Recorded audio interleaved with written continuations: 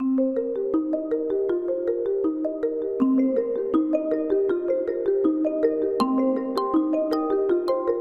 de los problemas actuales para la humanidad es esta visión de que los seres humanos somos separados del resto de los seres vivos del planeta. Esta noción media perversa de que podemos existir sin otros seres vivos. Los hongos demuestran que en realidad ningún ser es separado de otro u otros. Y a partir de las interacciones que sostienen la vida, que llevan a cabo los organismos del reino fungi, podemos entender que los individuos no existen en la naturaleza y que todos los seres vivos tenemos una conexión no solamente física, sino que esencial con otros seres vivos, algunos animales no humanos y otros seres no humanos. Mi nombre es Juliana Furchi, soy micóloga y soy directora ejecutiva de Fundación Fungi, que es una ONG chilena que tiene oficina tanto en Chile como en Estados Unidos.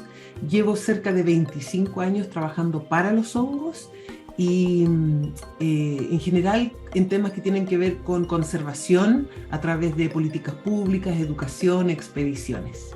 ¿Qué tienen de particular las conexiones fúngicas?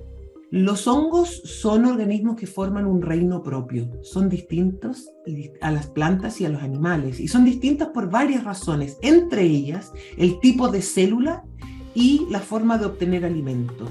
Los animales ingerimos nuestro alimento. Las plantas fotosintetizan a partir del sol y ocupando agua y producen su alimento a través de la fotosíntesis.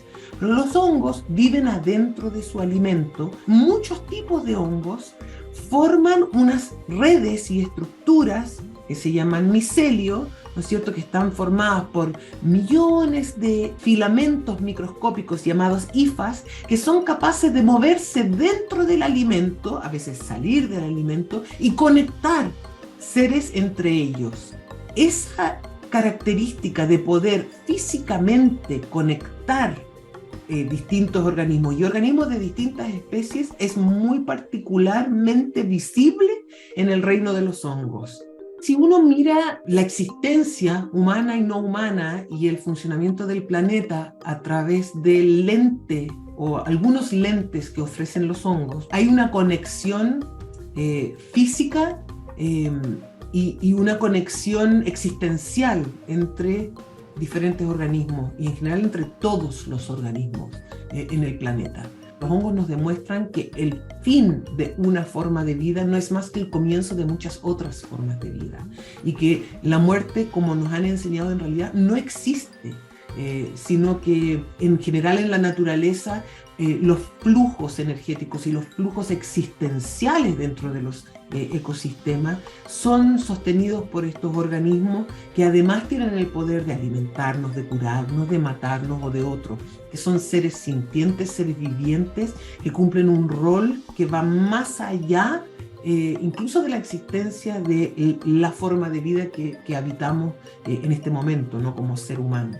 Algunas personas hablan de usos de hongos. En mi caso hablo de relaciones entre seres humanos y hongos. Y ahí podemos hablar de las levaduras. Son organismos que cambiaron el devenir de la humanidad. Son organismos que permitieron conservar alimentos, esterilizar líquidos. Otras tienen que ver con, por ejemplo, poder respirar. Tan simple como poder respirar, ¿no es cierto? La vida se origina en un medio acuoso y hace muchos billones de años, cuando la vida emerge del agua para conquistar un medio terrestre, las plantas y los hongos lo hacen de manera conjunta, lo hacen en simbiosis y son los hongos los que permiten que las plantas puedan vivir fuera del agua.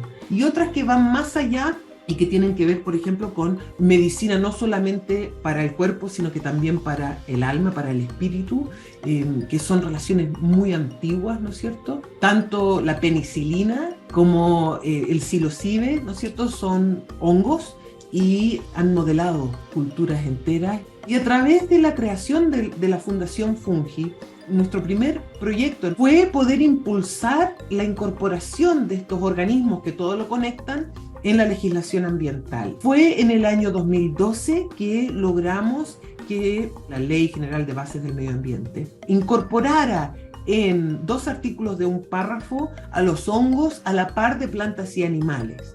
Ahora, eso ha sido un cambio clave que ha llevado a Chile a ser pionero a nivel mundial en la conservación de hongos, porque hoy día en Chile, y hace 10 años ya, uno cuando va a mirar el impacto que tiene un proyecto sobre la naturaleza, no solamente tiene que mirar el impacto sobre plantas y animales como componentes aislados, sino que tiene también la obligación legal de mirar a los hongos, los organismos que todo lo conectan, ¿no es cierto? Todas las personas tienen la posibilidad de aportar a esta tendencia mundial que existe para poder incorporar a los hongos dentro de políticas de conservación como parte fundamental de la biodiversidad del planeta. Y así se van a sumar a miles de personas que ya lo están haciendo, a decenas de países que también ya lo están impulsando y a grandes corrientes que tienden a pensar en la naturaleza en mucho más que seres humanos.